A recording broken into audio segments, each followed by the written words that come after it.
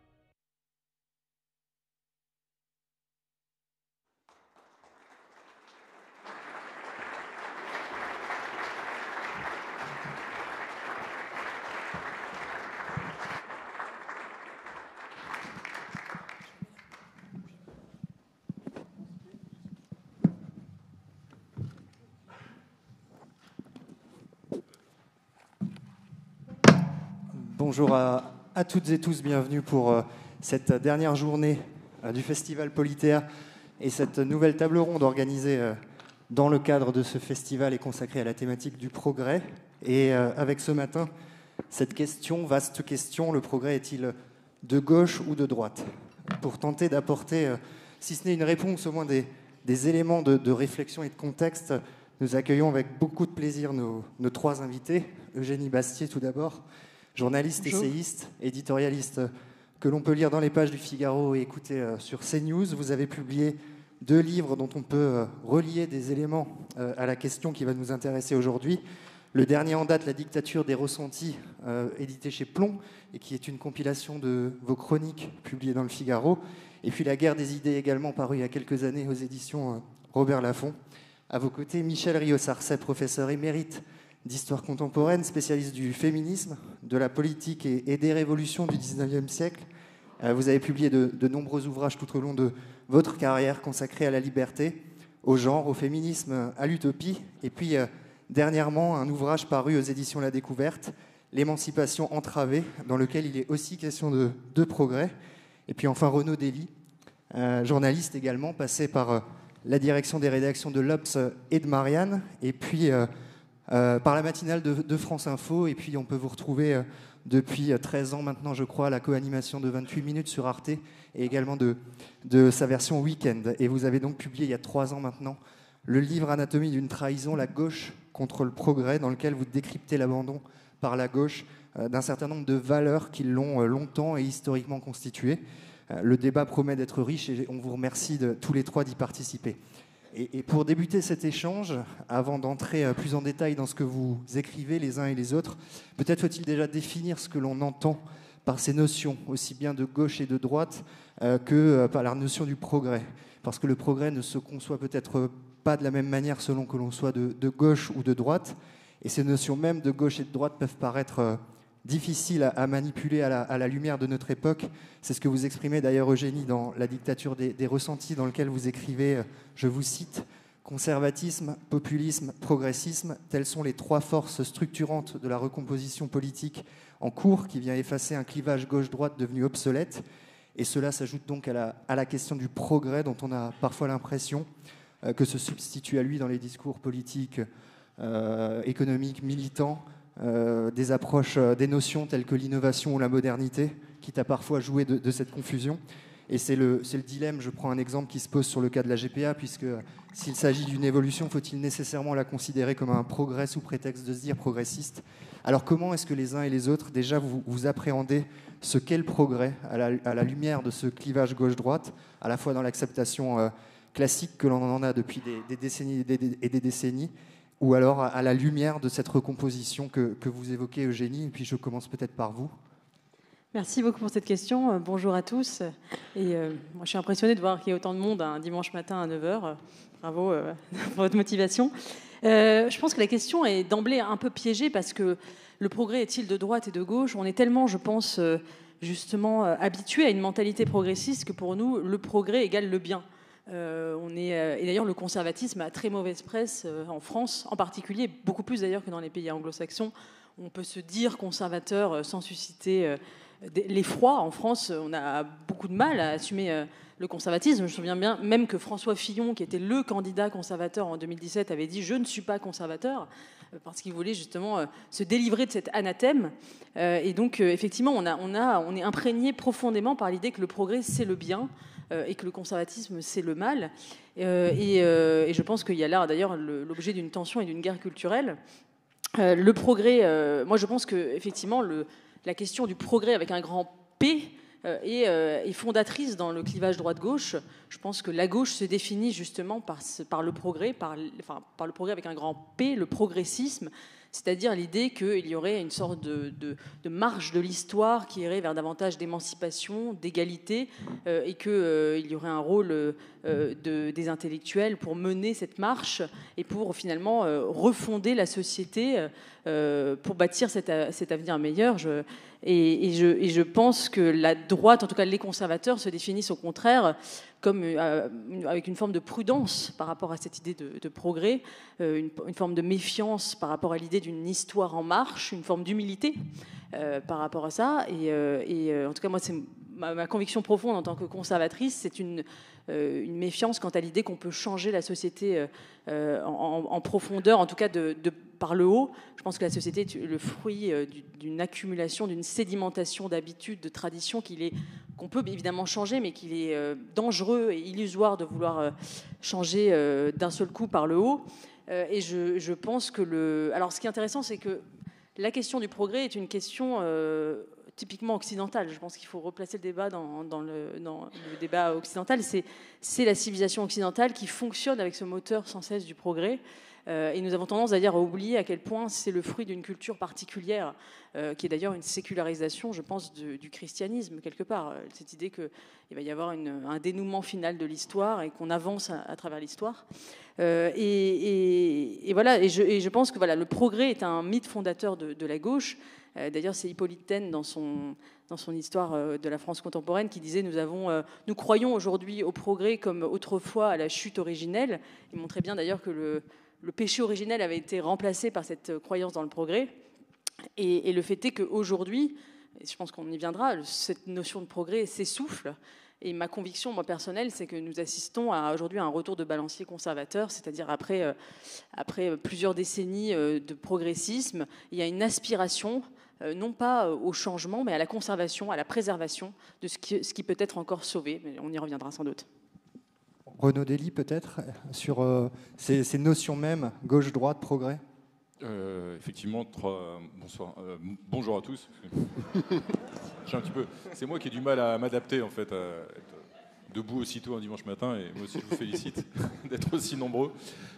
Effectivement, c'est 3 notions qui semblent assez floues aujourd'hui et qui nécessitent d'essayer d'être un peu précisées, si tant est que ce soit possible, hein, la droite, la gauche, on voit peut-être même à la rigueur de moins en moins, y compris depuis 2017 d'ailleurs, on voit bien que tout est dans tout et réciproquement.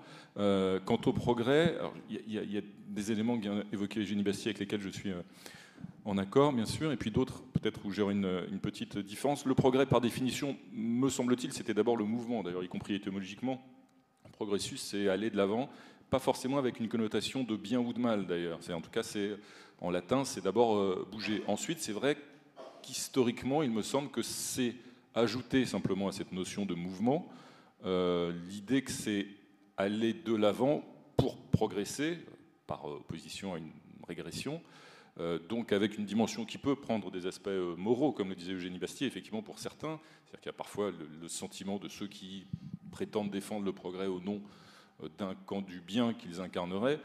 Mais au-delà, c'est vrai que c'est, me semble-t-il, d'abord une foi, une croyance, en tout cas une confiance plutôt, ce qui est un terme que j'utilise beaucoup d'ailleurs dans mon livre, une confiance en l'homme, c'est-à-dire en la capacité de l'homme à essayer individuellement d'abord de s'améliorer, mais aussi collectivement de bâtir un cadre collectif qui fasse progresser une société.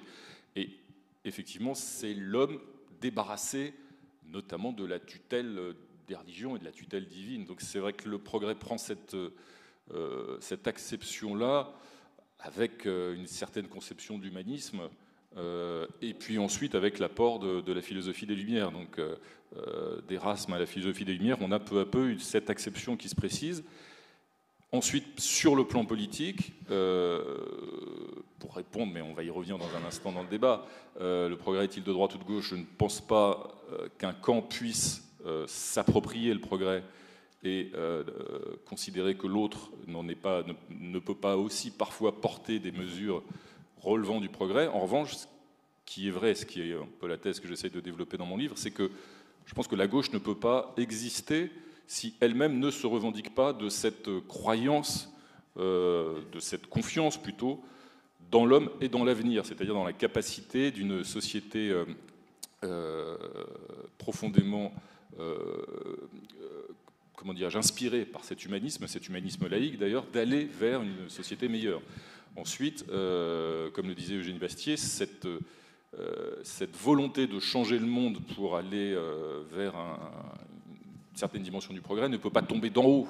Mais là, c'est d'ailleurs une appréciation très deuxième gauche que de considérer que là aussi ces réformes doivent venir de la société, que la société civile elle-même aussi doit s'emparer de son propre sort. C'est pas simplement une vision purement jacobine qui serait imposée d'en haut par des sachants qui justement revendiqueraient d'être du camp du progrès, donc de la morale, donc du bien, et qui imposeraient aux autres leur destin. C'est pas du tout la conception que je me fais de ce progrès. Ensuite, c'est vrai que je pense que cette confiance qui est supposée avoir, et ce que j'essaie de développer dans le livre, c'est que justement la gauche, en grande partie, à mes yeux, ces dernières années, a dévié de ce cap-là et a désormais beaucoup perdu confiance dans l'homme et dans l'avenir pour elle-même prendre des positions que je juge extrêmement régressives au regard des idéaux qui devraient continuer d'irriguer la gauche. Mais cette notion de progrès, par définition, et c'est nécessaire évidemment en démocratie, dans toute forme de fonctionnement d'une société démocratique, a besoin qu'un autre camp soit plus conservateur, plus prudent, peut-être plus méfiant d'ailleurs, je pense, par rapport à la nature humaine et par rapport à l'avenir, ce qui explique ce balancier qu'on peut avoir dans l'intitulé de votre débat entre ces deux camps. Michel Rieux-Sarcey, l'intitulé de ce débat justement, quelle est votre position sur ces notions même de gauche et de droite et la manière dont on les relie à celle du progrès? Là, de ce point de vue-là, je rejoindrai mes deux coéquipiers, si je puis dire, excepté le fait que j'avais prévu une intervention optimiste, parce que c'est la dernière fois, le dimanche, en plus c'est le dimanche matin, donc il fallait absolument que je fasse quelque chose, sans me répéter, qui donne un petit peu d'allant. Sauf que ce matin, j'ai reçu un message d'une amie qui enseigne aux États-Unis et qui me dit « Trump est en train de faire des choses folles et la résistance de la population et surtout celle des juges, petit à petit, tombe à l'eau. Donc, voilà la situation dans laquelle nous sommes. Et il me semble que le questionnement « progrès est-il de droite ou de gauche ?» est un petit peu derrière nous, dans la mesure où la force, la tempête, hier j'employais la même expression que Benjamin l'avait employée à propos d'un tableau de Paul Klee, la tempête nous dépasse et nous déborde. Et donc, face à cela, que faire ? Déjà, hier, je vous disais que la chose la plus efficace, c'est d'essayer de retrouver, comme l'ont fait mes deux collègues, dans le passé, en quelque sorte, qu'est-ce qui a animé les uns et les autres, qu'est-ce qui anime les gens de gauche, qu'est-ce qui, disons, retient les gens de droite. Et je me suis dit hier qu'il serait bon de revenir à des textes fondamentaux qu'on a un petit peu oubliés. Et donc, j'ai relu Karl Polanyi. Et j'ai retenu ceci, parce que le progrès a d'abord été un progrès technique, et surtout le progrès des machines, j'en parlais hier, et je n'ai absolument pas oublié qu'on m'a posé des questions et on m'a demandé de répondre ce matin, à la fois sur Thionville, à la fois sur la marchandise, à la fois sur la laïcité. Bref, je n'ai absolument pas oublié, je vais répondre à ça. Mais revenons à l'origine du progrès technique, c'est-à-dire la force irrépressible de la machine. Et vous savez que la révolution industrielle, avant d'être une révolution industrielle en France, c'est une révolution industrielle en Angleterre. Voilà ce que dit Karl Polanyi. Il écrit, après la Deuxième Guerre mondiale, un texte absolument superbe qui s'appelle « La grande transformation ». On a oublié aussi les critiques de Gunther Anders dont je parlais hier. C'est pour ça qu'il faut les remettre au goût du jour. Rien ne sauva le petit peuple d'Angleterre du choc de la révolution industrielle.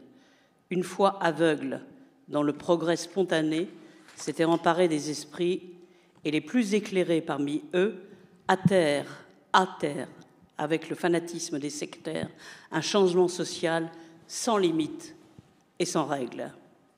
Les effets que celui-ci eut sur la vie des gens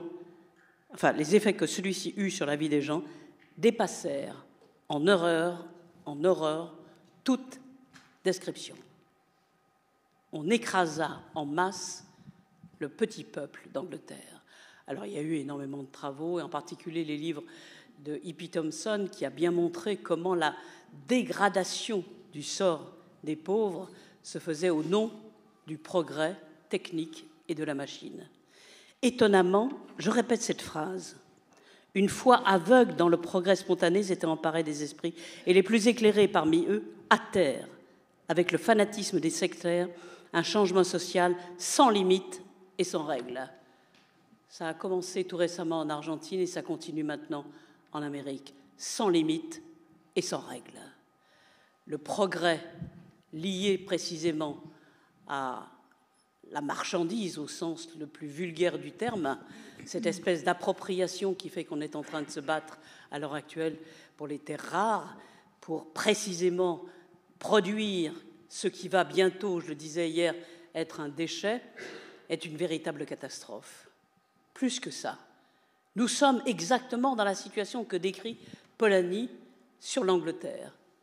Et un penseur critique a tenté de retenir le bras de cette machine irréversible, c'est encore Polanyi qui le remarque, c'est Robert Owen, le père des coopératives, celui qui a décidé que jusqu'au bout, il lutterait à la fois contre les idéologies assujettissantes, et en particulier le christianisme, et qu'il essaierait par tous les moyens de changer les circonstances qui assujettissent les individus.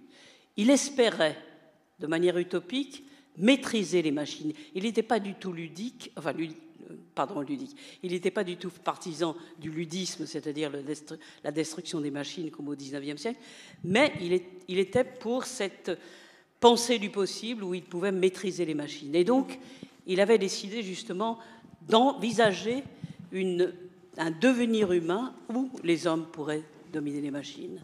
Eh bien, cette gauche-là, c'est-à-dire lorsqu'il espérait changer les rapports sociaux, n'a pas réussi.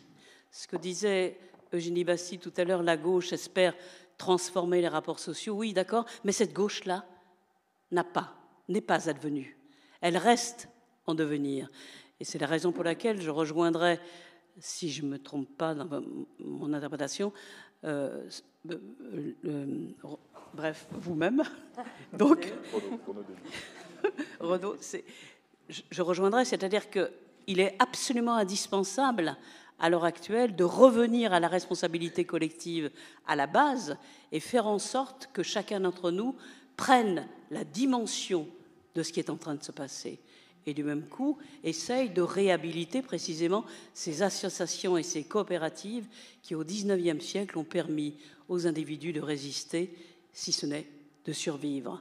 Donc retrouvons la démocratie authentique, c'est-à-dire la démocratie réelle à laquelle les aspirations, le peuple de 48 à l'échelle européenne aspirait avant l'époque coloniale, et cette République démocratique et sociale, me semble-t-il, est à l'ordre du jour.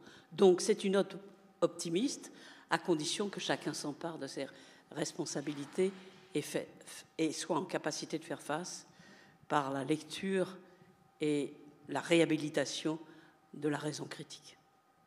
Eugénie Bastier, je crois que vous vouliez rebondir sur le Oui, je peux moi-même être très critique quant au progrès technique, mais je pense que ce ne sont pas les coopératives qui ont permis de sortir des millions de gens de la pauvreté en Occident. C'est d'abord le progrès technique, c'est d'abord le capitalisme, et les gens en Allemagne ne fuyaient pas à l'Est, ils fuyaient vers l'Ouest parce que c'était dans l'Allemagne de l'Ouest, l'Allemagne libérale, où le progrès capitaliste existait, que le développement économique était le plus fort et sortait les gens de la pauvreté et de la misère. Et je crois qu'on oublie un peu, et certains progressistes d'ailleurs de gauche oublient à quel point les progrès sociétaux qu'ils vantent ont des soubassements techniques et technologiques. Je crois qu'hier vous avez reçu Vera Nikolsky qui a écrit un livre très intéressant sur le féminisme et qui montre bien d'ailleurs que les conquêtes féministes, avant d'être des conquêtes idéologiques dues aux grandes intellectuelles féministes, sont d'abord le fruit de développement économique et technologique. C'est le vaccin, c'est l'accouchement sans douleur, la fin de la mortalité infantile, le fait que les femmes ne meurent plus en couche, qui a permis ensuite aux femmes de conquérir des droits, mais effectivement, quand vous aviez la moitié de votre progéniture qui risquait de mourir avant 10 ans, vous ne risquiez pas de demander le droit à l'avortement, parce que, si vous voulez, votre priorité, c'était d'avoir des enfants en bonne santé et qui pouvaient survivre. Donc je crois que la gauche a tendance à oublier les soubassements économiques et technologiques de ses propres revendications. C'est la même chose quand on entend, j'entends des personnalités de gauche dire qu'elles veulent la retraite à 60 ans et qui en même temps veulent la décroissance. C'est pas possible, tout simplement, parce que l'État-providence, il est corrélé aux 30 Glorieuses, au développement du capitalisme industriel, et c'est parce qu'il y a du grain à moudre qu'on peut redistribuer des droits et des acquis sociaux. On ne peut pas demander avoir le droit à la paresse en même temps et demander la retraite à 60 ans en même temps, c'est pas possible. Il faut qu'il y ait des gens qui travaillent, qu'il y ait des salaires pour qu'on puisse ponctionner d'ailleurs très fortement ces salaires pour ensuite redistribuer. Mais si vous n'avez pas de croissance, si vous n'avez pas de richesse produite, vous n'avez pas d'état social et d'état-providence. Et je crois qu'il y a une gauche, pour le coup, utopique, qui oublie totalement ces fondamentaux-là et qui veut un peu le beurre et l'argent du beurre. Et aujourd'hui, je crois que ce qui caractérise le moment que nous vivons, c'est effectivement un essoufflement du progrès et du progressisme, mais tout simplement aussi parce qu'il n'y a plus de grain à moudre, c'est-à-dire qu'on est on atteint une ère de limite environnementale, mais pas simplement, limite aussi de la conquête des droits. Les droits ne sont pas illimités, on ne peut pas inventer.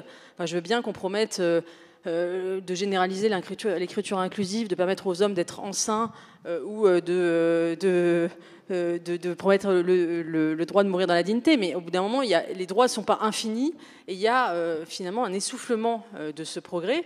Et même la gauche aujourd'hui est dans une posture conservatrice. Elle ne promet pas finalement un nouvel avenir, elle promet essentiellement la préservation des acquis sociaux qui ont été conquis tout le long du XXe siècle, tout simplement parce que une société ne peut pas reposer sur une conquête indéfinie du progrès. Et je crois que c'est ça la question aujourd'hui qui nous est posée, c'est on arrive à une ère de limite, une ère où il n'y a plus grand-chose à progresser. Et je pense que c'est pour ça que le conservatisme aujourd'hui reprend une forme de pertinence. Michel Rieux-Sarcey. Oui, alors ce genre de discours, on l'a entendu mille et mille fois. Et si vous me permettez, c'est d'une simplicité à toute épreuve. Bien entendu, ce ne sont pas les discours qui ont permis le progrès, mais si l'État-providence, je pense que l'appellation n'est pas bonne d'ailleurs, si la protection sociale a pu être faite à l'issue de la Deuxième Guerre mondiale, c'est que l'on craignait par-dessus tout la venue du communisme. Et le communisme, je l'ai dit hier, était incontestablement entaché de stalinisme et de non-liberté. Je ne reviens pas sur ce que j'ai dit hier. Et c'est la raison pour laquelle les gens partaient de l'Est pour aller à l'Ouest, non pas pour avoir un progrès lié aux machines, mais tout simplement pour respirer l'air de la liberté. Et si le droit à l'avortement a eu lieu, s'il y a eu ces améliorations considérables en matière de statut des femmes, je fais partie de cette génération qui a commencé dans la vie avec une interdiction de la contraception, y compris d'ailleurs le Parti communiste était hostile à la contraception, et cette génération qui a pu, par tous les moyens, effectivement, en allant en Angleterre chercher la contraception nécessaire, etc., etc. Et nous nous sommes battus véritablement pour obtenir ces droits. À l'heure actuelle, c'est l'inverse qui est en train de se passer, c'est-à-dire on est en train de défaire l'État-providence, sans oublier que ce progrès technique, ce progrès des machines s'est fait précisément au détriment, parce que ça aussi, la prolongation de la révolution industrielle s'est terminée par la colonisation, avec tout ce que ça implique comme oppression. Et au nom d'une civilisation, au nom de l'universel, ça a été fait. C'est la raison pour laquelle... Porté par la gauche, en partie. Non, nous retrouvons justement un retour de bâton aujourd'hui. Et c'est pourquoi il y a une nécessité de regarder les choses en face. Et il est indispensable de retrouver la nécessité des collectifs. Moi, je veux bien qu'on méprise les coopératives ou les associations, mais il n'empêche que ces coopératives et ces associations, d'ailleurs de plus en plus, sont en train de se mobiliser, puisqu'on essaye justement de remplacer la désertion des entreprises qui ont délocalisé par des coopératives, c'est-à-dire les gens se réunissent pour tenter de sauver justement ce qui est sauvable. Et je crois que c'est l'avenir, et ceci... Il faut absolument qu'on l'ait en tête, parce que si nous ne nous occupons pas de nous-mêmes, les forces présentes des gouvernements ne le feront pas, puisqu'on va à contresens justement de la loi du progrès aujourd'hui, puisqu'on est en train de défaire tout ce qui est de l'ordre de l'humanisme. Vous citiez tout à l'heure Erasme, il faut lire l'Éloge de la folie, et il expliquait que vraiment il est préférable de vivre dans un monde de fous où les coopératives ou tout simplement les utopistes, on voit au chapitre, plutôt que de vivre un monde à l'Argentine ou à la Trump, où on est en train de mépriser l'ère de l'humanisme et l'ère de l'humanité. L'idée, c'est effectivement de regarder les choses en face, et vous le faites, Renaud Dely, aussi dans Anatomie d'une trahison. C'est-à-dire que ce que vous interrogez, c'est le rapport de la gauche au réel, et l'idée aussi que presque les valeurs se sont inversées, c'est-à-dire que la gauche est devenue à un moment donné le parti du conservatisme. Vous dites l'homme de gauche est devenu conservateur, pire encore, pour tenter de masquer son impuissance, il s'invente des ennemis imaginaires. Et avant de vous poser ma question et que vous puissiez justement réagir, je voulais vous faire entendre la voix d'un intellectuel que vous citez à plusieurs reprises, qui est Jacques Julliard, et qui s'intéresse à la figure de l'écologie et comment l'écologie, qui était a priori conservatrice, a été forcément reprise par la gauche, et interrogée sur justement ce statut de la gauche à être capable aussi de penser contre elle-même et à son incapacité à changer. On va entendre déjà la voix de Jacques Julliard. Lorsque l'écologie s'est constituée en tendance politique et que très rapidement elle a penché à gauche, il fallait voir là un signe très très profond. C'était la première fois, à ma connaissance, dans l'histoire de la gauche, qu'un parti qui se réclamait de la conservation était accepté à l'intérieur de la gauche. Théoriquement, d'habitude, la gauche c'est le parti du changement, et la droite est le parti de la conservation. Le fait que l'écologie ait chuté à gauche, si on peut dire, est un fait nouveau, y compris pour l'ensemble de la gauche, parce que effectivement, la gauche est de moins en moins le parti du changement et de plus en plus le parti de la nostalgie. Je ne dirais pas de la conservation, parce que c'est trop polémique, je laisse cette polémique à, je dirais, la pensée de droite traditionnelle. Mais l'idée qui ressort, voyez les manifestations organisées par Jean-Luc Mélenchon, quel est le mot qui domine? C'est résistance. Et résistance n'est pas un mot de gauche. Enfin, il peut l'être. Il a été dans le cadre de la guerre, Dieu merci. Mais je veux dire que résister, c'est pas tout à fait. C'est la droite qui d'ordinaire résiste, a résisté historiquement à la Révolution française, aux conséquences sociales de la Révolution industrielle, et j'en passe. Et là, c'est la gauche qui se replie sur la résistance parce que, comme vient de le dire justement Marcel Gauchet, elle a une certaine peine en raison de peut-être son patrimoine génétique, ou en tout cas d'un héritage très très lointain, presque constitutif, et elle a beaucoup de peine à penser le changement en dehors d'elle. Et c'est ça qui est en train de se produire, c'est que le changement vient d'autres continents, il vient d'autres familles d'esprit, et ça la met dans une situation de malaise et de non-adaptation à la situation présente. Jacques Julliard parlait de la gauche comme le parti de la nostalgie. Vous êtes encore plus dur, mais c'est aussi dans cette capacité à regarder ce que vous appelez aussi le réel. Vous, c'est la gauche comme parti quasiment conservateur. Alors, toute une gauche, effectivement, qui a basculé sur ce discours. Et j'ai eu le bonheur de travailler avec Jacques Julliard lorsque j'étais à Marianne, et je me retrouve tout à fait dans l'extrait que vous venez de diffuser. Pourquoi ? Parce qu'il y a effectivement toute une gauche qui se bat, en quelque sorte, qui a le sentiment de se battre dos au mur, une forme de résistance, comme le disait à l'instant Jacques Julliard, pour préserver, entre guillemets, des acquis, et donc qui a le sentiment de se battre avec le vent de face, qui va d'ailleurs, ce qui contredit d'ailleurs l'idée selon laquelle aujourd'hui encore il serait malvenu de se dire conservateur, et qu'à l'inverse, les progressistes continueraient de tenir le haut du pavé. Je pense qu'effectivement, là, il y a une inversion. Maintenant, depuis 20 ou 30 ans, difficile de la dater précisément, mais aujourd'hui, c'est plutôt l'homme de gauche qui rase les murs. Et lorsqu'il ne le fait pas, il a tendance, effectivement, à basculer du côté d'une forme de réaction, de conservatisme.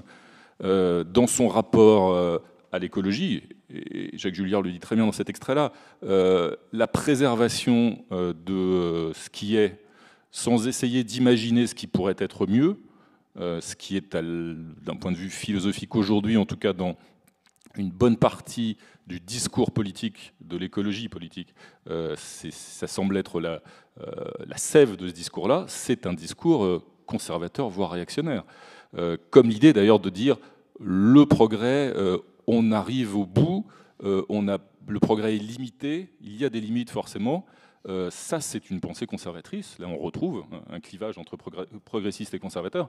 Les progressistes pensent que le progrès est par définition illimité. Alors, je veux rassurer et l'auditoire et Eugénie Bastier, je n'aspire pas à tomber enceint dans les. C'est pas ce progrès-là que j'ai en tête. Évidemment, c'est pas un progrès qui serait uniquement pensé pour l'hédonisme individuel ou un progrès technolâtre en quelque sorte, qui miserait justement, qui accoucherait, c'est le cas de le dire, d'une forme de transhumanisme totalement dérégulé.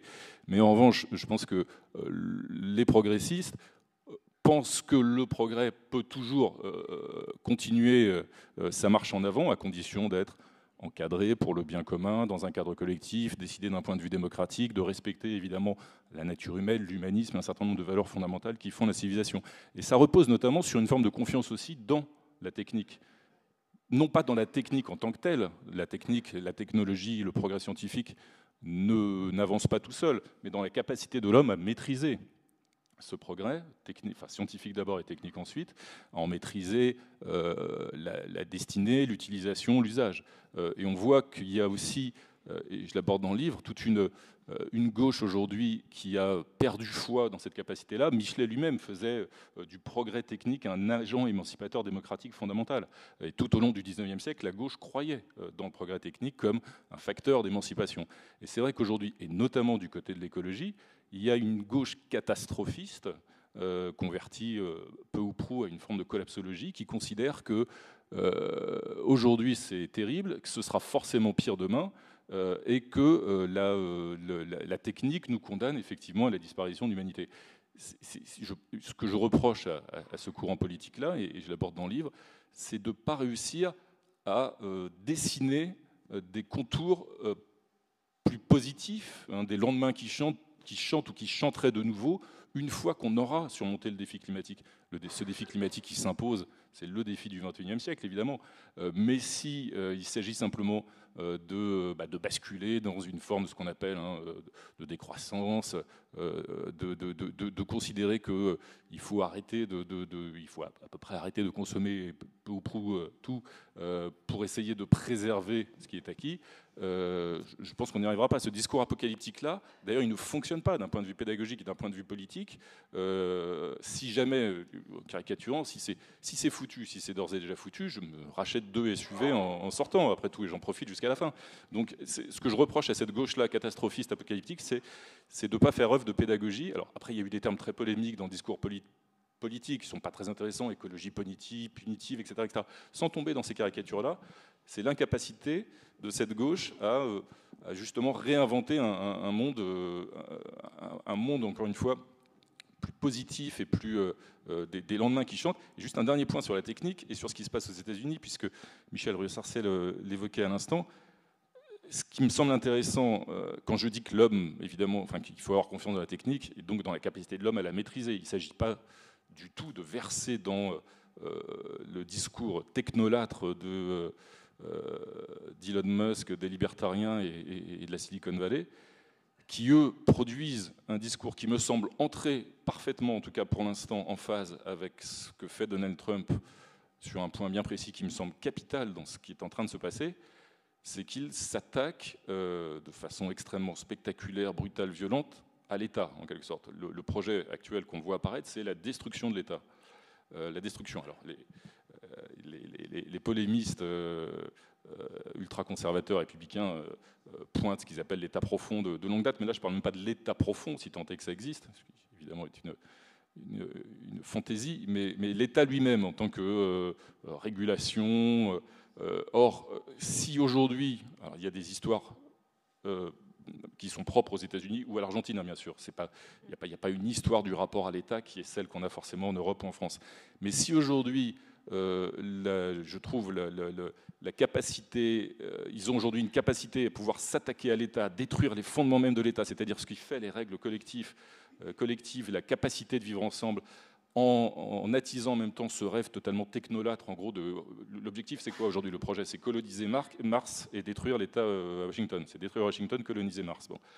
S'ils ont cette capacité-là, je pense que ça devrait aussi interroger la gauche, mais toute proportion gardée. Le débat n'est pas le même si on voit aussi poindre, y compris en Europe, cette tentation de la tronçonneuse, si j'ose dire, de s'attaquer justement à l'État. Ça doit interroger la gauche dans son rapport à l'État et sa capacité elle-même à réformer l'État, pour que l'État, effectivement, peut-être fonctionne mieux, ne soit pas pensé uniquement en termes de dépenses, et que j'allais dire les clients, non justement, pas les clients, mais les citoyens qui ont affaire à l'État aient le sentiment d'en avoir, entre guillemets, pour leurs impôts. Et on voit bien que ce sentiment-là, il progresse aussi en France et en Europe. Je pense qu'il interroge la gauche plutôt simplement que de dire il faut dépenser plus, taxer davantage et juste embaucher davantage de personnel. Je pense que cette voie-là, elle ouvre, si jamais la gauche persistait dans cette direction-là, elle ouvre un espace à ceux qui vont sauter sur l'occasion pour dire justement, détruisons l'État, ça ne sert à rien, regardez ce que fait Donald Trump aux États-Unis, c'est formidable. Eugénie Bastier. Oui, je voudrais revenir sur la question de l'écologie, parce qu'elle me semble très importante dans cette question du progrès de droite et de gauche.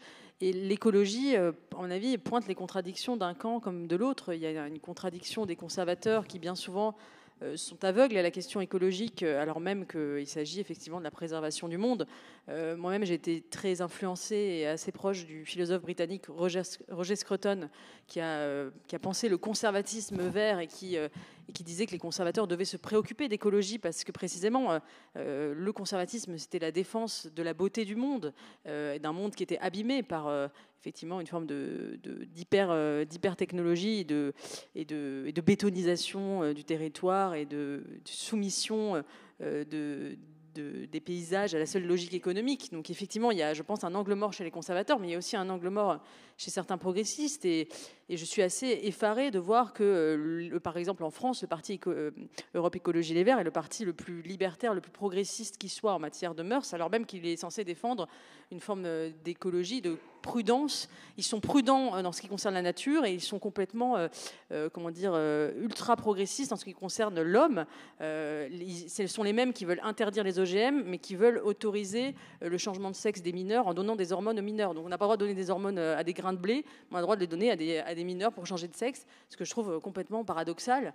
Une espèce d'un côté ultra méfiance envers la technologie et de l'autre une adaptation du corps de l'homme totale à la technologie. Et je pense qu'il y a une contradiction effective. Que bien souvent aussi, derrière cette forme d'écologie radicale, il y a moins le désir de préserver la nature que la haine de l'Occident.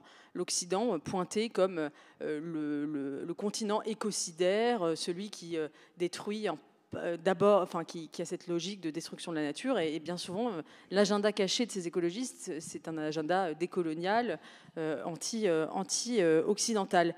Mais pour revenir sur la technique et la technologie, effectivement, je trouve intéressant ce qui se passe aux États-Unis.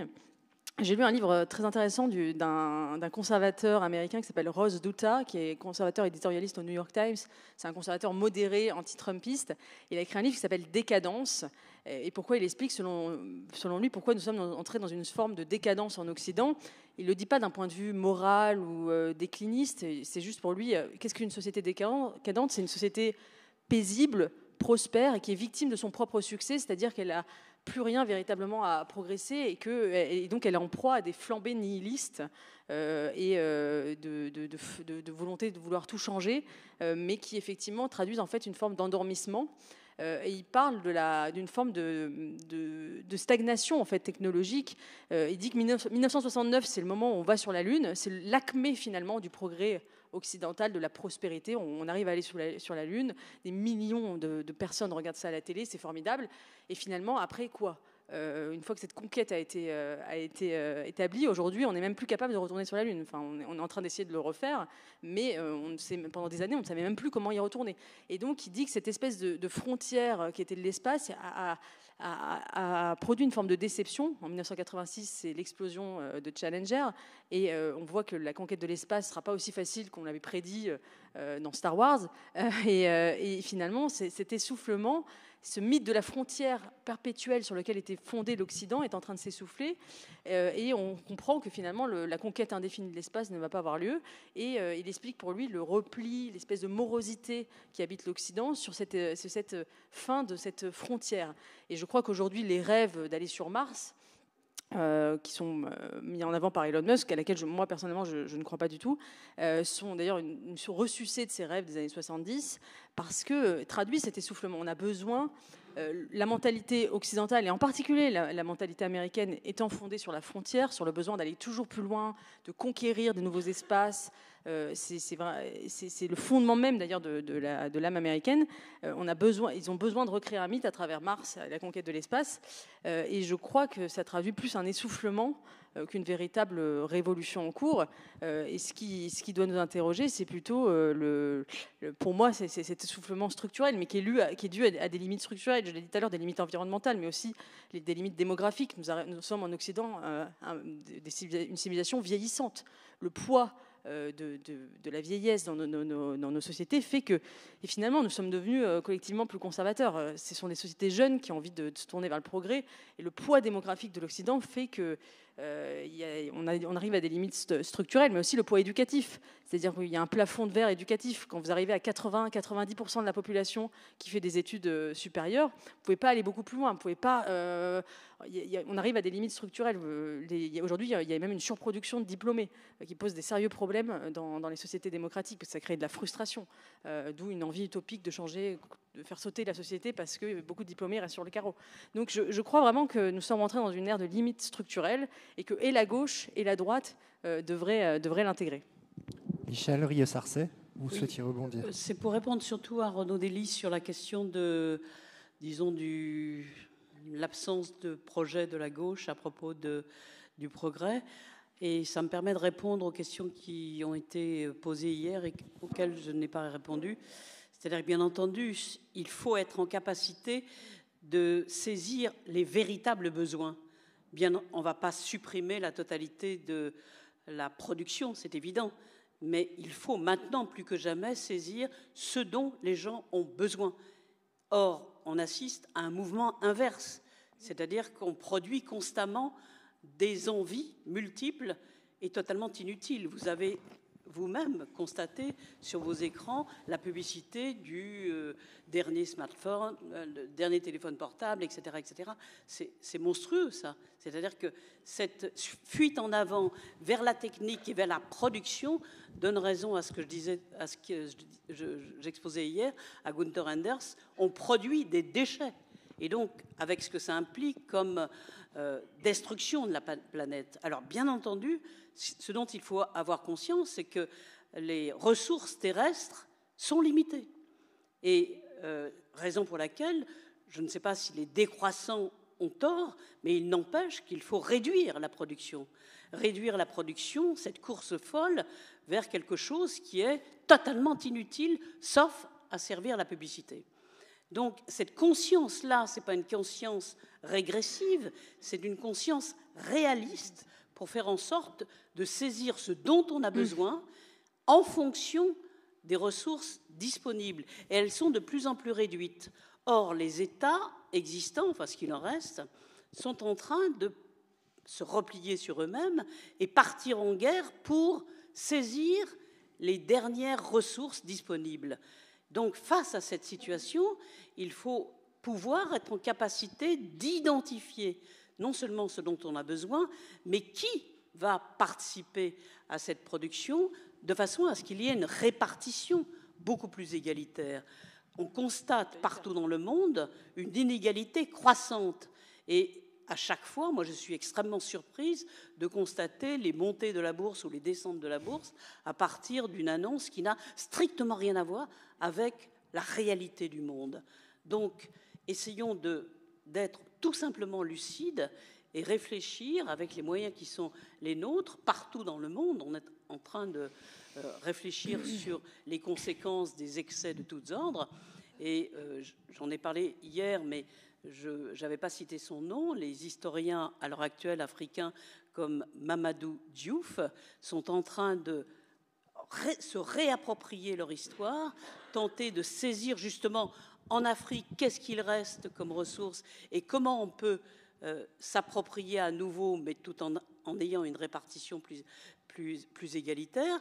Donc, il n'y a pas simplement l'Occident qui est en train de prendre conscience de ces réalités, c'est la totalité du monde. Confère ce qui s'est passé en Inde avec, bien sûr, c'est mes spécialités sur la question historique, mais les travaux de l'historien Chakrabarty ont été absolument déterminants pour ressaisir justement cette mondialisation quand il explique que l'Europe, dorénavant, n'est pas au centre du monde. Et je crois que c'est cette dimension-là qu'il nous faut prendre. Et c'est pourquoi je pensais que cet intitulé « Le progrès est-il de gauche ou de droite ?» devait être élargi à une dimension beaucoup plus internationale en prenant en compte à la fois les besoins réels, les nécessités aujourd'hui et sortir de cette course en avant qui n'a absolument aucun sens. Vous souhaitiez réagir l'un et l'autre, oui, Eugénie, Renaud? Ce que vous me dites sur les inégalités, ça me fait songer à ce qu'avait dit Margaret Thatcher. La gauche est d'accord pour que les riches soient moins riches, à condition que pour que les pauvres soient moins pauvres, à condition que les riches soient moins riches. Les inégalités en soi ne sont pas choquantes si il y a de plus en plus de riches, mais il y a de moins en moins de pauvres. Je ne vois pas en quoi c'est choquant. Et aujourd'hui, excusez-moi, mais aujourd'hui vous n'avez jamais eu autant. On a vaincu la famine au niveau mondial. On ne dit pas des choses comme ça. Non, mais attendez, je termine ce que je veux dire. Excusez-moi, mais je trouve que en soi, les inégalités peuvent vous choquer, mais la question c'est est-ce qu'il y a non, mais oui, mais peuvent vous choquer, mais la question c'est est-ce qu'il y a de moins en moins de gens dans la misère? Et aujourd'hui, certes, il y a d'énormes inégalités aux États-Unis et on peut en parler effectivement ou dans le monde, mais vous n'avez jamais. On a vaincu par exemple la famine qui était qui était un problème majeur, même jusqu'à la seconde moitié du XXe siècle. On a sorti des millions de personnes de la misère. Alors oui, je veux bien qu'il y ait des inégalités, que les cours de la bourse baissent et montent et que ce soit choquant, mais il y a quand même, on a sorti énormément de gens de la faim, de la misère, et ça pose évidemment d'autres problèmes. Le capitalisme pose d'autres problèmes. Aujourd'hui, c'est l'obésité qui est plus un problème que la famine, mais vous pouvez pas en soi. Mais c'est vrai d'ailleurs, dans les pays pauvres, ça va devenir un des facteurs majeurs du XXIe siècle, une préoccupation majeure. Mais vous pouvez pas, en fait, je veux dire, les inégalités sont choquantes, mais ce qui devrait d'abord choquer la gauche, c'est la misère, avant d'être choqué par les inégalités.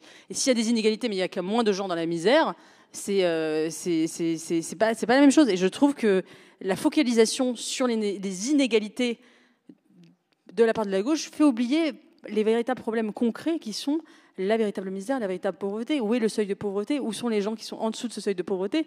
Thomas Sowell aux États-Unis a très bien expliqué tout ça.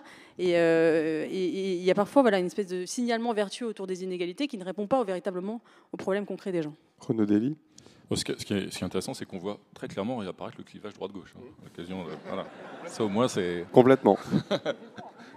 Et il me semble que la gauche, et alors, ce qu'elle a en grande partie oublié, c'est vrai que mon livre est assez sévère de ce point de vue-là, mais elle a vocation justement, si elle veut être fidèle à sa mission, qui est de défendre une certaine idée du progrès, et je pense qu'elle est identifiée à ce camp-là au moins depuis les Lumières et qu'elle a vocation à l'être, ce qui ne veut pas dire qu'elle en ait le monopole, mais elle a vocation à l'être. Elle doit précisément marier les deux, c'est-à-dire l'émancipation individuelle et la construction d'un cadre collectif qui a vocation effectivement à être de plus en plus égalitaire, ou en tout cas à réparer les injustices.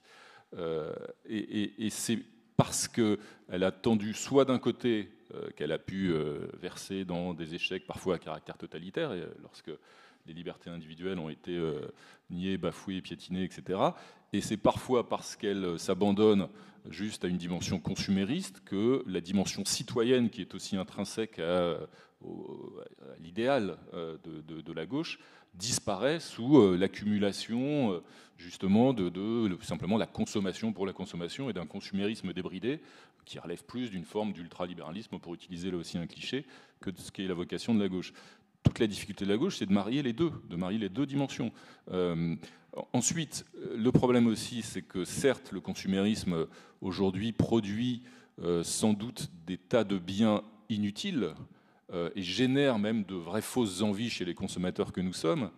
Mais c'est comment le risque, en décrétant ce constat, c'est comment, on retombe toujours aussi sur un travers auquel s'est heurté parfois une certaine gauche, peut-on faire le bonheur des gens malgré eux? C'est-à-dire, est-ce que l'État peut décréter que ces biens-là sont inutiles et qui définit les besoins des gens? Voilà, à la place des gens. C'est-à-dire qu'il y a aussi, ce que je veux dire, c'est qu'il y a une dialectique et que la responsabilité citoyenne aussi des uns ou des autres est aussi en cause. Il y a évidemment le rôle des algorithmes et toute une technologie parfois pervertie qui vise à faire de nous des consommateurs hamsters, mais il y a aussi une dimension citoyenne qui est en cause, et l'État ne peut pas se mettre à la place et faire le bonheur, en tout cas la raison, on va dire, ou la vertu des citoyens à leur place. Donc ça aussi, on est pile au cœur de la problématique qui doit être, à mon avis, qui doit redéfinir l'identité de la gauche, et en fait qui correspond à son ADN originel, qu'elle a en grande partie toute une gauche abandonnée, par crainte de l'avenir, par défiance dans sa capacité à maîtriser la technique, par une forme d'attitude régressive, juste dans l'idée nous allons défendre un certain nombre de choses que les méchants conservateurs sont en train de nous arracher. Certes, c'est utile, mais il faudrait surtout que la gauche pense un peu plus l'avenir, ce qu'elle a trop souvent abandonné ces dernières décennies. Oui, mais là, je suis complètement d'accord avec vous, mais justement, il faut regarder le processus qui a conduit à ça. C'est-à-dire que l'État-providence qui a été mis en place après la Deuxième Guerre mondiale a été mis en place pour la protection des plus démunis ou de la protection des citoyens. On a réalisé à cette époque-là le souhait de Sieyès, d'une certaine manière, celui-ci distinguait les citoyens passifs des citoyens actifs. On a élargi les citoyens passifs. On en a fait des protégés et non des responsables. Alors que si la gauche avait été à la hauteur de la tâche, c'était de prévoir une extension de la démocratie et faire en sorte que les uns et les autres puissent être beaucoup plus partie prenante de la gestion de la société. C'est tout simplement la démocratie à l'œuvre.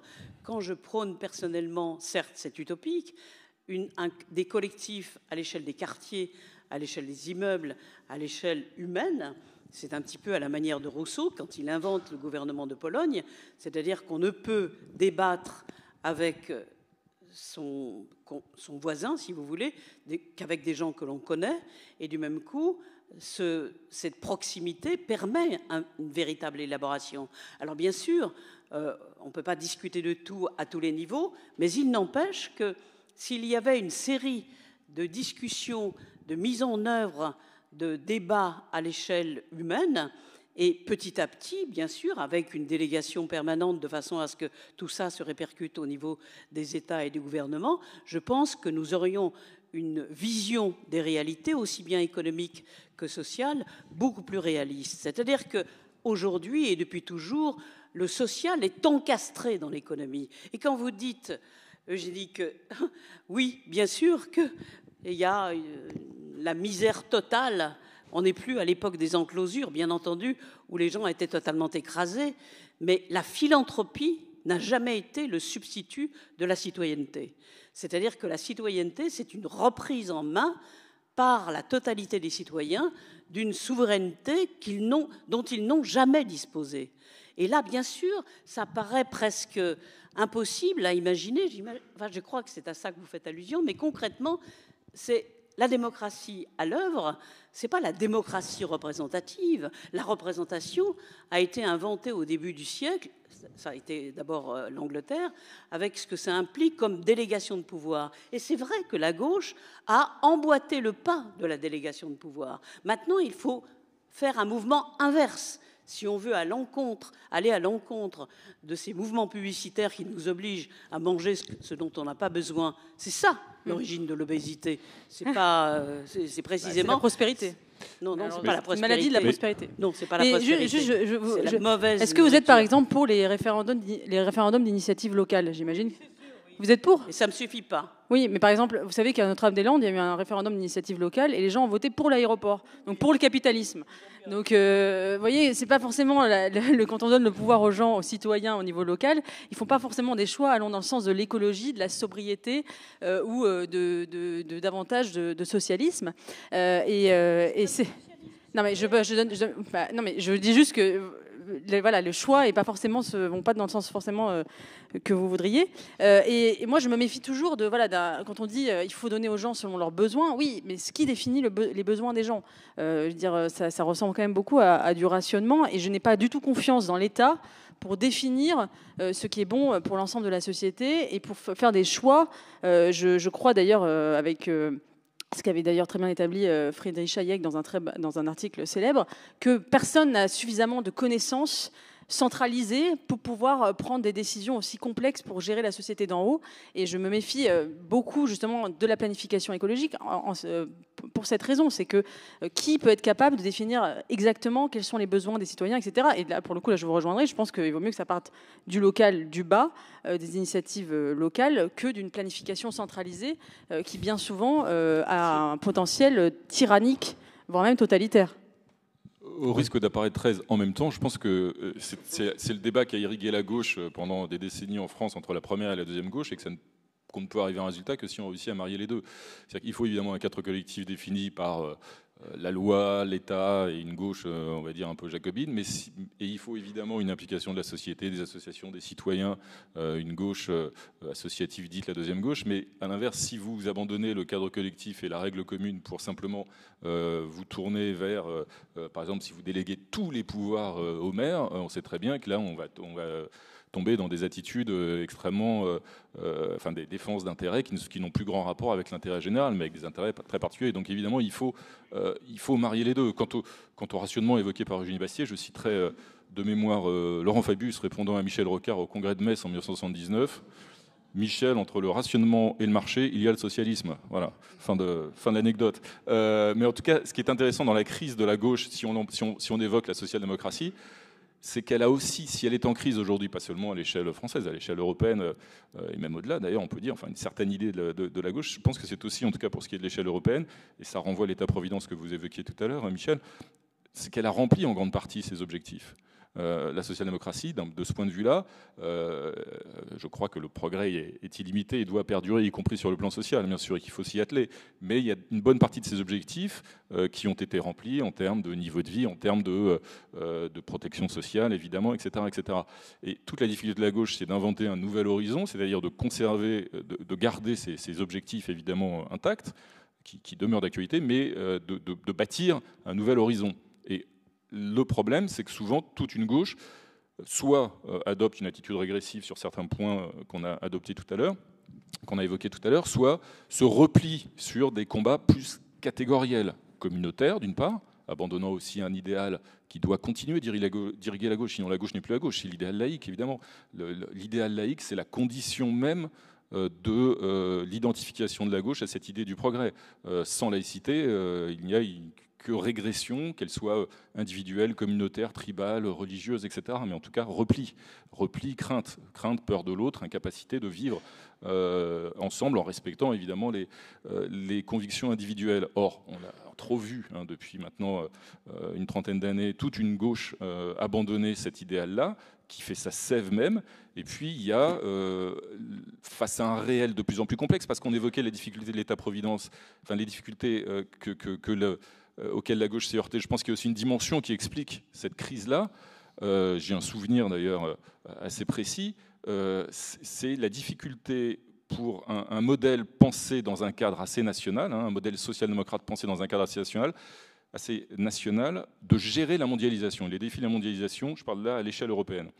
Je me souviens par exemple que lorsque Lionel Jospin était Premier ministre, je crois qu'il y avait 15 États membres de l'Union européenne à l'époque. Il y en avait 12 qui étaient dirigés par des premiers ministres sociodémocrates, de Tony Blair à Gerhard Schröder, en passant par D'Alema en Italie, etc. Je me souviens d'un certain nombre de sommets régulièrement, chaque année. Il y avait des grands raouts où tous ces bons esprits, au sens propre du terme d'ailleurs, se réunissaient. Non pas à l'arrivée, quand on en fait le bilan, si on regarde 25 ans après, non pas pour essayer de faire avancer justement un certain modèle social-démocrate face aux nouveaux défis posés par la mondialisation. On était à l'orée des années 2000 et très clairement on voyait poindre, enfin en tout cas les dirigeants auraient dû voir apparaître un certain nombre de défis qui se sont posés 15, 20 ou 25 ans plus tard, mais plutôt pour rivaliser de leurs expériences nationales respectives. Lionel Jospin n'étant pas le dernier d'ailleurs à faire la leçon aux autres en disant « je suis le gouvernement le plus à gauche de l'Union européenne », comme si c'était un objectif en soi, Tony Blair vantant son modèle à lui, Gerhard Schröder son nouveau centre. Bref, il y a eu une occasion ratée à ce moment-là, terrible je pense, pour la social-démocratie à l'échelle européenne, de penser justement un nouvel horizon éminemment progressiste, et je pense que ça explique en grande partie le naufrage, 25 ans plus tard, pour faire bref, de cette gauche européenne. Eugénie Bastier, vous souhaitiez... Oui, je pense qu'il y a une double naïveté de la gauche par rapport au progrès. Il y a une naïveté notamment d'abord par rapport à la révolution numérique. Souvenez-vous ce qu'on disait sur l'espèce de techno-optimisme. Le numérique va permettre davantage de démocratie, davantage de progrès. Ça va permettre d'émanciper les gens, de leur donner de la connaissance, etc. Je me souviens de la polémique qui avait vu s'affronter Michel Serres et Alain Finkielkraut, par exemple, où Michel Serres disait avec la petite poussette, en disant le numérique, c'est la petite poussette, c'est avec le pouce, on est capable d'obtenir n'importe quelle connaissance immédiatement, donc on n'a plus besoin véritablement de transmission du savoir, puisque le savoir sera à portée de main. Bon, on voit bien qu'aujourd'hui, il y a une désillusion totale de ce côté-là, et on voit bien les désastres du numérique, notamment chez la jeunesse, et on traitait de gros réactionnaires ceux qui voulaient limiter les écrans à l'école, les tablettes numériques, etc. Aujourd'hui, on y revient. On voit qu'il y a eu effectivement un certain nombre de ravages. Et deuxième, pour moi, grande naïveté progressiste, c'est la naïveté par rapport au multiculturalisme. C'est-à-dire que beaucoup de progressistes ont souhaité la venue d'une société multiculturelle sans voir précisément qu'elle allait remettre en péril les progrès des sociétés occidentales. C'est-à-dire que est-ce que des sociétés ouvertes peuvent accueillir de façon indiscriminée des populations entières venant de cultures qui n'ont pas la même conception du progrès, qui n'ont pas la même conception de l'émancipation de la femme, par exemple, on voit bien qu'aujourd'hui, ça pose un certain nombre de problèmes. Et on voit, par exemple, le choc grandissant entre le féminisme et l'islamisme, avec les droits de la femme qui ont été conquis de longues luttes en Occident et qui se voient aujourd'hui remis en cause par l'importation d'une culture sur notre propre sol, due à une immigration massive, qui n'a pas du tout la même conception des droits de la femme.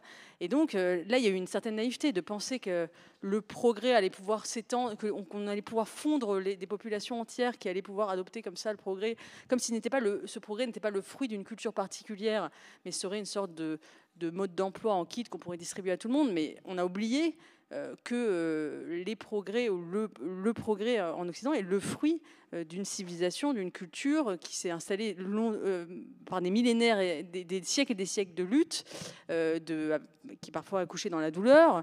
Et la laïcité en est un exemple. La laïcité est un produit du christianisme qui sépare le temporel du spirituel. Ça s'est fait... il y a eu énormément de combats dans notre histoire, effectivement les guerres de religion, la sortie des guerres de religion, l'adoption de la neutralité de l'État progressive, les Lumières, etc. Tout ça est un processus très long, une sédimentation de combats, de combats civilisationnels. Et une civilisation, c'est un long processus. Et je crois qu'on a été très naïf quant à la capacité de faire survivre ce progrès-là à l'intérieur d'une société multiculturelle. Et on en voit les limites actuellement.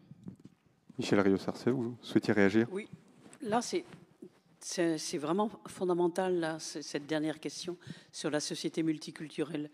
La seule chose qui me fait hésiter, c'est que je suis avec deux journalistes qui ont l'habitude de travailler dans l'état présent, c'est-à-dire constatent ce qui existe, ce qui est. On est face à une réalité extrêmement difficile, où pendant un certain temps, on pensait en Occident que Dieu était mort. Là, le voilà de retour. Et c'est impossible de débattre de cette question en 5 minutes, parce que cette société multiculturelle a une histoire. D'où venons-nous et pourquoi en est-on arrivé là, où effectivement, ce retour de Dieu par l'intermédiaire d'une colonisation qui a été absolument catastrophique. Là, la polémique qui a été engagée à propos des enfumages en Algérie le démontre. Et donc, on ne peut pas simplement faire un constat, cette société multiculturelle est impossible, parce que, effectivement, les progrès de l'Occident ne sont pas pris en compte. Vous voyez ce qui se passe en Afghanistan, etc., etc. Non, c'est impossible. Parce que là, il faut faire un retour complet sur comment est arrivée justement la situation présente, avec les décolonisations, avec les populations qui ont été elles-mêmes empêchées de participer à leur propre décolonisation, avec l'unification des populations à partir de la religion, parce que c'était le seul moyen de résister par rapport à un Occident qui, au nom de l'universel... C'est toujours la faute de l'Occident, en fait, toujours. Non, mais je regrette, mais... C'est notre faute, quoi qu'il arrive. Non, parce que moi, je fais partie de ces gens, j'entends bien ce que vous dites, je fais partie de ces gens, justement, qui consistent à dire il faut absolument qu'on explique comment on est arrivé là. Tous les religieux, quels qu'ils soient, d'où qu'ils viennent, savent très bien que Dieu est mort dès les révolutions occidentales, américaines, anglaises. Tout le monde le sait. On prend conscience que l'homme arrive dans une société préconstruite et que la transcendance divine n'a plus la même efficacité. Et ils sont d'autant plus revanchards qu'ils savent que Dieu n'interviendra pas. Donc, effectivement, c'est un discours qu'il serait nécessaire de développer. Mais pour être entendu, moi j'ai eu, pour mon petit livre sur l'émancipation, où est passée l'émancipation, j'ai interviewé et j'ai discuté avec la jeune génération de banlieue. Il y en a un certain nombre qui sont extrêmement critiques à l'égard du post-colonial et qui disent maintenant il faut qu'on soit positif. Et que, notamment avec un de ceux qui écrit, enfin, dont je publie l'interview, qui explique qu'il a été enfermé par les salafistes et qu'il fallait absolument se révolter contre les salafistes. Il faut faire entendre ces voix-là, mais en même temps bien comprendre le processus qui a amené à cette inaudibilité de leur réflexion et cette résistance par-dessus tout vers quelque chose qui est de l'ordre du passé. C'est tout un travail énorme. Et là, j'ai vraiment l'impression d'être extrêmement schématique. Donc, quand je dis qu'il faut regarder les choses en face, c'est y compris cette situation-là. Et je prônerais, malgré cette situation, une société multiculturelle, parce que cette société multiculturelle nous offre des horizons de réflexion qui sont effectivement fondamentales. La société multiculturelle, elle était déjà l'objectif de Condorcet, fondateur, justement, des Lumières qui ne sont pas advenues, père fondateur d'une gauche dont les projets ne sont pas advenus. Et cette question-là, elle est absolument essentielle. Moi, je veux bien parler de la gauche comme ça en général, sauf que la gauche, elle est complètement éclatée, fragmentée, etc., etc. Et eux-mêmes ne sont pas dans la capacité de revenir sur ce passé extrêmement problématique. Donc, quand je dis qu'il faut ouvrir les yeux, ça veut dire qu'il faut ouvrir les yeux dans toutes les dimensions, et que cette dimension culturelle est aussi quelque chose d'important si on veut éviter le repli identitaire, etc., etc. Donc, on ne peut pas régler ça en 5 minutes. Donc, je vous propose que dans 2 ans, vous ayez cette discussion sur une société multiculturelle. Est-elle possible ? Ah bien, le message est passé aux organisateurs. Renaud, et puis on passe la parole au public. Juste un mot, parce que je pense que cet échange renvoie précisément à la gauche telle que j'essaye de l'entendre dans mon livre. On voit qu'il y a 2 appréciations de lecture identitaire, et on l'entend en permanence dans le débat public ces dernières années, qui se renvoient la balle, en fait, qui se nourrissent l'une l'autre. Il y a une approche dite décoloniale qui renvoie aux responsabilités de l'Occident, la nécessité de regarder en face ce que l'Occident a commis, etc., avec, dans une frange des gens qui adoptent cette position, la nécessité d'abord de réparer, mais aussi ensuite, je pense à certains militants, des coloniaux ou autres, de se venger en quelque sorte, de prendre leur revanche, effectivement, de culpabiliser forcément, y compris les descendants de ceux qui, évidemment, n'ont pas grand-chose à voir à titre personnel avec cette histoire, mais qui en seraient eux-mêmes les héritiers et donc les responsables et donc les fautifs aussi. Et on voit cette obsession identitaire à l'œuvre. Et puis de l'autre côté, on a une obsession identitaire portée aussi par des courants plutôt de droite radicale ou de droite ultra-conservatrice ou d'extrême droite, qui explique qu'aujourd'hui, du fait de caractère de la mosaïque et aujourd'hui notre société, comme d'ailleurs la plupart des sociétés européennes et bien au-delà occidentales, en gros la guerre civile est déjà là. Voilà. Les cultures qui coexistent péniblement aujourd'hui s'affronteraient déjà et tomberaient dans une forme de guerre civile à peu près inéluctable, parce que évidemment derrière le terrorisme islamiste et les centaines de morts qu'il a fait ces dernières années en France et au-delà, eh bien, il y a la figure du musulman en général qui est lui-même forcément, pour ceux qui prônent cette ligne-là, un terroriste en puissance, et ensuite tout s'additionne et on voit tous les amalgames que ça produit. Ce qu'il faut, j'ai en mémoire ce qu'écrivait l'universitaire Laurent Bouvet d'ailleurs, ce qu'il faut c'est essayer de desserrer cette tenaille identitaire pour la gauche. Parce que tomber d'un côté ou de l'autre, évidemment tomber du côté du discours de l'extrême droite, ce ne serait plus la gauche, mais tomber du côté du discours purement revanchard porté par une certaine gauche ultra dite décoloniale ou autre, ça n'est plus la gauche qui défend un intérêt général aussi, la revanche, la vengeance, etc. Et puis la dimension communautariste de ce discours-là ne peut pas correspondre à ce qu'est un véritable projet de gauche lié à cette idée de progrès. Et c'est là qu'on retombe sur la nécessité pour la gauche de réinventer un chemin qui soit un cadre républicain, laïque, soucieux de l'intérêt général. Parce que d'un côté, nos sociétés ne peuvent pas se vivre comme dans une perpétuelle revanche par rapport à un passé, certes extrêmement sombre, sur lequel il faut se pencher d'un point de vue historique. C'est le rôle des historiens, ils le font d'ailleurs, heureusement. Mais on ne peut pas être de façon perpétuelle dans la revanche et la vengeance, au regard d'un passé qu'il faut connaître, mais qui ne peut pas déterminer l'avenir. Et puis de l'autre côté, non, je suis désolé, la guerre civile n'est pas là. La France n'est pas... Le cadre républicain tient encore, quoi qu'on en dise. On a vécu, il y a maintenant 10 ans, des attentats de masse dans ce pays. Il y en a eu d'autres, malheureusement, et encore ces tout derniers jours, hein, à Mulhouse, évidemment. Mais on a vécu une série d'attentats de masse où certains pronostiquaient, prévoyaient l'apocalypse et la guerre civile. Dieu merci, si j'ose dire, ce qui n'est pas très laïque, ça n'a pas été le cas. Parce qu'il y a encore dans ce pays une certaine attache à un modèle républicain dont la gauche n'a pas le monopole, encore une fois, je le répète, mais qui est par définition intrinsèque à l'ADN même de ce que devrait être une gauche de progrès. Je vous propose maintenant de passer la parole au public et je vous remercie déjà tous les trois pour cet échange qui, je pense, a été extrêmement riche et stimulant. Et voilà, si vous avez questions à poser à nos invités, il suffit de vous manifester et on va faire passer un micro. Alors là-bas, il y a une main qui se lève.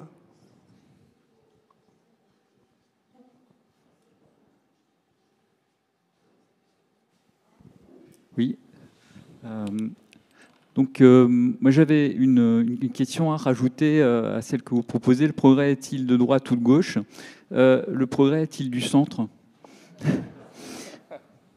Et l'autre question, bon après c'est plutôt une réaction. J'ai l'impression que quand on est parti à droite, on est parti très à droite, et à gauche, on est parti très à gauche. Nous, ma question, est-ce qu'il y a une possibilité de voir le progrès au centre tel qu'il nous a été vendu par M. Macron? Est-ce que l'un de vous trois souhaite se lancer sur le progrès est-il Alors du là, c'est centre? encore plus compliqué parce qu'on a essayé de définir vaguement la gauche, vaguement la droite, vaguement le progrès. Alors définir le centre, alors là, vous connaissez la fameuse métaphore des grenouilles dans la brouette, utilisée par François Bayrou à de multiples reprises. Voilà, les centristes, c'est comme les grenouilles dans une brouette. Il faut essayer de les rassembler dans une brouette, mais le problème, c'est qu'évidemment, ça s'égaye dans tous les sens, ce qui illustre les 50 nuances de centre, si j'ose dire. Le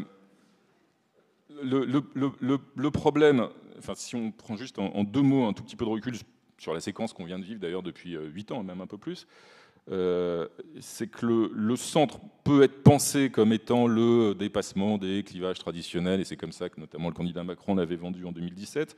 C'est comme ça aussi quelqu'un auquel je pense d'ailleurs, est décédé récemment, avec qui j'ai eu le plaisir de travailler, Jean-François Kahn, pensait ce fameux centrisme révolutionnaire, qui était d'ailleurs lui-même l'expliquait. En ce sens-là, le centre de Jean-François Kahn était profondément progressiste. C'est-à-dire que l'idée n'était pas simplement, son idée c'était de rassembler en gros ce qu'il y a de mieux, ce qu'il y a de meilleur à droite, ce qu'il y a de meilleur à gauche, mais non pas pour prôner une forme de statu quo ou d'immobilisme, mais pour transcender ces clivages-là et inventer de nouveaux horizons.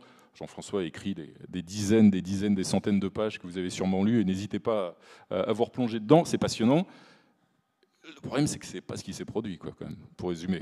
En gros, c'est que trop souvent, depuis 8 ans, c'est pas ce qu'on a vu. Alors peut-être que là aussi, l'avenir est toujours devant et l'horizon aussi, mais c'est aussi le problème de l'horizon, c'est que parfois, plus on croit s'en rapprocher, plus il s'éloigne. Mais juste un mot là-dessus, je pense que le problème du centrisme, c'est que nous sommes en démocratie, les démocraties ont besoin d'alternance, et quelle est l'alternance du centre? L'alternance du centre, c'est les extrêmes. Parce que si on détruit le clivage droite-gauche, précisément si on gouverne au centre, eh bien la seule alternance qui devient l'alternative à ce centrisme politique devient la montée des extrêmes, et c'est ce à quoi on est en train d'assister, je pense, en Occident. C'est effectivement, on a eu des décennies de centrisme politique, en fait, puisque la gauche et la droite gouvernaient à peu près faisaient à peu près la même chose lorsqu'elles étaient au pouvoir, et ce qui a fait monter la cocotte minute populiste avec un désir d'alternance, d'alternative radicale, qui s'exprime aussi bien aux États-Unis avec le Trumpisme qu'au Royaume-Uni avec le Brexit, ou dans d'autres démocraties. Et je crains justement, pour moi, détruire le clivage droite-gauche, c'est laisser l'alternative à ce clivage extrême versus centre, qui me paraît extrêmement problématique, parce que voilà, en démocratie, il faut forcément une alternance de pouvoir. Et donc, fatalement, l'exercice du pouvoir au centre pave la voie aux extrêmes. Est-ce qu'il y a une autre question dans le public ?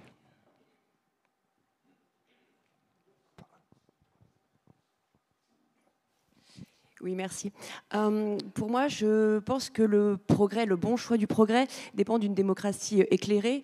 Et une démocratie éclairée dépend de l'éducation. Et je trouve que ce mot éducation a manqué un petit peu au débat. Pourquoi il n'a pas été prononcé? Parce que voilà, sans cette éducation, je pense que tout ce qui est problème même de pauvreté voilà, restera présent. Donc voilà, pourquoi ce mot éducation était-il absent du débat? Alors Renaud, vous aviez parlé de pédagogie, vous. La gauche qui était incapable de faire œuvre de pédagogie. L'importance de l'éducation, on s'est fait des illusions sur l'éducation. C'est-à-dire que moi, je suis restée avec le point de vue de Condorcet, je ne sais pas si vous étiez là hier, qui distinguait l'instruction de l'éducation. On ne peut véritablement accéder à la connaissance qu'à partir du moment où on maîtrise l'éducation. Et il expliquait qu'on est de plus en plus éclairé à partir du moment où on est seul dans sa chambre avec un livre. C'est dans la solitude qu'on acquiert précisément la connaissance la plus profonde, à condition bien entendu qu'on la partage avec l'autre ensuite en sortant de son petit nid douillet. Il n'empêche que l'instruction, ça passe par la lecture. Et on a, ça c'est une interprétation de Jules Ferry sur Condorcet, complètement à contresens. Condorcet avait vraiment séparé éducation et instruction parce que l'éducation, disait-il, c'est à la masse que l'on s'adresse. Et du même coup, on ne fait pas émerger un individu pour apprendre, s'approprier, parce que apprendre est une chose, mais s'approprier la connaissance en est une autre. Or, éducation, c'est une moralisation globale. Et il expliquait, Condorcet, que ça participe, je dirais presque, du devoir parental, point, c'est tout. Et pas du tout de l'éducation nationale. Et c'est précisément l'erreur en France qui a été faite, et ailleurs, c'est qu'on a privilégié l'éducation au détriment de l'instruction, en diffusant la moralité multiple. Et là, je rejoins Eugénie Bastier quand elle dit que la laïcité est un héritage du christianisme, parce que c'est des valeurs morales qui ont été diffusées. Alors, bien entendu, ça a été d'une très grande utilité pour essayer de penser avec le même fondement exigeant, c'est-à-dire la même éthique, mais ça ne remplace absolument pas cette appropriation de la connaissance, qui est la chose la plus difficile, parce que c'est une exigence non seulement de l'instruction au sens large du terme, c'est-à-dire la transmission de l'enseignant à l'élève, mais également il faut faire en sorte que l'élève ait envie de s'approprier la connaissance. Et lui donner envie de s'approprier la connaissance, ça veut dire le transporter dans la volonté de l'intelligence du texte. C'est pour ça qu'on a conclu hier sur la nécessité de la poésie et de lire les textes et de lire les grands auteurs. Mais les grands auteurs, ils ne font que se reproduire et il y a toujours un renouveau extraordinaire. Et de ce point de vue-là, on a vraiment à notre disposition une lecture absolument fondamentale, essentielle et importante. Là, à condition maintenant qu'on revienne à l'élémentaire et pas croire que l'éducation remplacera l'instruction. Eugénie. Oui, je pense que c'est une question absolument fondamentale. Il n'y a pas de progrès d'ailleurs sans accumulation de connaissances dans une société. C'est l'accumulation de connaissances qui permet le changement, le progrès. Et je pense qu'on est aujourd'hui à un point critique. Et pour moi, une des menaces, au-delà de la faillite de l'école qu'on connaît, qui a été documentée, une des menaces principales aujourd'hui sur l'éducation, c'est la question du numérique, la question des écrans, notre capacité d'attention qui se réduit de plus en plus fortement, notre incapacité à lire des textes longs, à lire des livres, cette espèce de captation, et pour le coup je rejoindrai ce que vous disiez sur la publicité, en tout cas cette espèce de sollicitation permanente de l'attention, cette capacité d'attention que louait la philosophe Simone Veil et qui était au cœur selon elle du développement de l'âme humaine, est aujourd'hui amoindrie. Et je pense que là pour le coup il y a des mesures à prendre urgentes pour préserver la jeunesse du numérique, chasser les écrans des écoles, interdire les réseaux sociaux aux moins de 16 ans.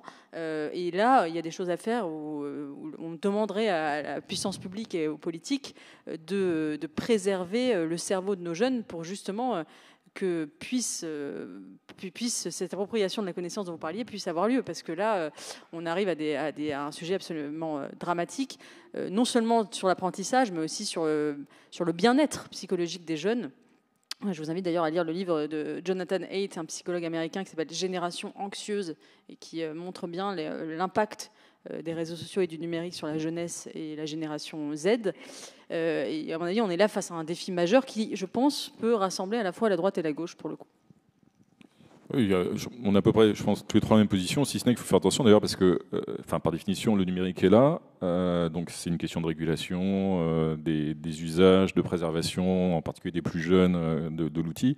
Et donc il faut faire attention évidemment parce que dès lors que vous mettez un doigt dans cet engrenage-là, vous allez vous prendre des critiques de ceux qui vont hurler les technolâtres ou un certain courant politique qui va hurler tout de suite à des atteintes à la liberté d'expression, si on veut contrôler le numérique dans tel ou tel sens, soi-disant pour protéger les jeunes, c'est pour participer à l'édification de cette société qui vise à primer nos libertés individuelles et la liberté d'expression. On entend ce discours qui monte évidemment de l'autre côté de l'Atlantique, mais pas seulement. Maintenant, le numérique est là, donc de toute façon, il faudra vivre avec. Donc il y a un certain nombre de dispositions à prendre. Et puis, juste un mot sur l'éducation nationale, parce que on a tendance aussi à entendre un discours extrêmement pessimiste, lourd, difficile, parfois accusateur, culpabilisant à l'endroit de l'éducation nationale et des enseignants. Juste deux points qui sont des évidences, hein, mais je pense qu'aujourd'hui, évidemment, il est beaucoup plus difficile d'assumer une mission d'enseignant dès lors que, et c'est heureux, on a assisté fort heureusement à une massification de l'enseignement ces dernières décennies, et c'était beaucoup plus facile, entre guillemets, d'être prof dans les années 30, quand 3% d'une classe d'âge arrivait au bac et qu'on avait des classes totalement homogènes d'un point de vue social, culturel, ethnique et autres. Donc évidemment que le défi est aujourd'hui plus compliqué à relever pour les enseignants, mais fort heureusement, l'éducation de masse, c'est évidemment un objectif et une nécessité pour contribuer à bâtir un projet progressiste. C'est l'évidence même.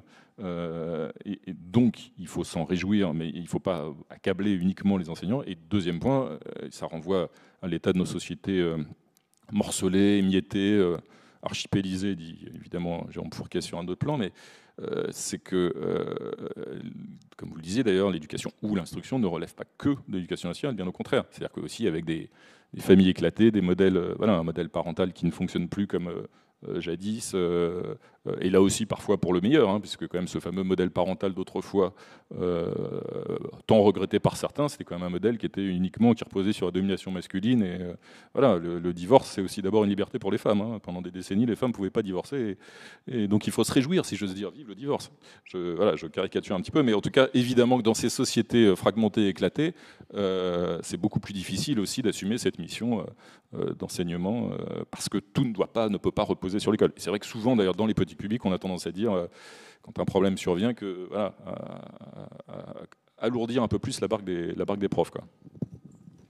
Juste sur vivre le divorce, je suis d'accord que c'est une liberté essentielle, mais on a parfois aussi un progrès certain, on a le droit de faire l'inventaire aussi des conséquences de ce progrès. Aujourd'hui, les conséquences, c'est qu'il y a aussi un quart des familles monoparentales qui sont monoparentales, et dans ces familles monoparentales, c'est essentiellement des femmes, et ce sont les familles les plus pauvres, c'est celles qui souffrent le plus de la pauvreté en France. Donc il y a aussi des conséquences très, très délétères d'une forme de généralisation du divorce, même si évidemment c'est un droit, mais on peut s'interroger aussi sur les conséquences que ça a sur le niveau de la société. Mais c'est un droit qu'on ne va pas remettre en cause, bien sûr. Une dernière question, et vous pourrez ensuite échanger directement avec nos invités pendant la séance de dédicace qui aura lieu à l'extérieur. Oui, un grand merci pour ce débat. Si vous permettez, je voudrais juste exprimer une petite pensée pour mon ami Pierre Vermeuren, historien que vous connaissez bien sûr, et dont l'ouvrage Face à l'obscurantisme woke a fait l'objet d'une censure. Vous en avez évidemment entendu parler. Et un ouvrage qu'il a co-dirigé et qui devait être publié aux Presses universitaires de France. Et l'éditeur en a déprogrammé la publication sous l'effet de pression que précisément cet ouvrage était censé dénoncer dans le monde universitaire. Je suis désolé, cette intervention aurait eu davantage sa place hier à la table ronde sur le wokisme, mais je pense qu'elle n'est pas totalement hors sujet. Alors j'en viens à ma question sur le progrès ou progressisme. En fait, et puis ça fait le lien avec la première édition de Politeia, qui était il y a 2 ans, sur la liberté. Parce que je suis resté un peu sur ma faim sur la définition du mot progrès. Est-ce que le progrès, c'est pour être défini comme toujours plus de liberté et une sorte de marche vers la liberté, et quelque chose qui a été, il me semble-t-il, porté historiquement par la gauche. Et j'ai vraiment l'impression qu'aujourd'hui, à gauche, on a tendance à se méfier de la liberté ou de ses excès, ce qui peut être légitime, et qu'on a affaire à une gauche qui, dans ce moment actuel de son histoire, est plutôt demandeuse de régulation, de toujours plus de restrictions. Et est-ce que vous serez d'accord avec moi pour considérer que si la liberté est l'instrument du progrès, dans ce cas, on pourrait conclure que le progrès est plutôt de droite, peut-être en ce moment, dans ce moment historique que nous vivons? Monsieur, je vous ai percé à jour, vous êtes anarchiste en fait. Non, parce que évidemment que la liberté est un outil indispensable et indépassable à la conception d'une vision du progrès, mais c'est l'émancipation individuelle dans un cadre collectif. Donc c'est cette tension permanente. Là où je vous rejoins, c'est que toute une gauche aujourd'hui est beaucoup plus frileuse sur les libertés, parfois prône un certain nombre de prend des positions qu'on peut considérer comme étant liberticides sur tel ou tel plan, effectivement, où elle-même a parfois une certaine gauche, hein, je ne dis pas toute la gauche, loin de là, a parfois du mal avec la liberté d'expression. On a vu même une certaine gauche avoir du mal à défendre Charlie Hebdo, par exemple. Voilà. Ce qui ne me semble pas être foncièrement de gauche de ne pas défendre Charlie Hebdo au regard des positions de ce journal. On a vu à l'inverse une certaine droite d'ailleurs prendre aujourd'hui fait et cause pour Charlie Hebdo, ce qui n'a pas toujours été le cas historiquement, il faut le reconnaître. Loin de là. Donc il y a cette tension en permanence. La liberté est un outil indépassable, indispensable, mais la liberté ici même, vous êtes libre de prendre la parole dans un cadre collectif qui nécessite que nous ne vous insultions pas, a priori, on ne va pas en venir aux mains, etc. Voilà, il y a un certain nombre. Donc la liberté pour la liberté, elle doit être régulée dans un cadre collectif. En revanche, là où je vous rejoins, c'est qu'effectivement, nier un certain nombre de libertés, ça ne peut pas nourrir un projet de gauche. Mais défendre exclusivement la liberté comme la capacité de tout dire ou tout faire dans n'importe quel cadre, hors tout cadre législatif ou collectif, ça, c'est pas de droite, c'est anarchiste. Mais pourquoi pas? Michel Rieussens. Ça peut être anarchiste de droite. Tout dépend ce qu'on entend par liberté précisément. Parce que si on prend là, je dirais presque, la définition qui a permis à tous et chacune de se penser potentiellement libre, la liberté était définie dans ces termes, ça remonte au XIXe siècle, hein, c'est le pouvoir d'agir dans tous les domaines, intellectuel, politique, social et domestique. Et un certain nombre de personnes, de collectifs se sont emparés de cette dimension-là. C'était la liberté, c'était synonyme d'émancipation individuelle et collective. Sauf que la liberté a été dévoyée. J'ai interviewé pour mon petit bouquin un jeune à propos de l'émancipation. Il me dit, quelle émancipation? Celle de s'exploiter soi-même, celle de diffuser justement un besoin qui est totalement inutile. Enfin, il faisait allusion justement à cette soif de profit à travers la production extrême de produits qu'on va jeter immédiatement, etc., etc. Donc, il avait une conception de la liberté qui ne pouvait plus s'identifier à l'émancipation.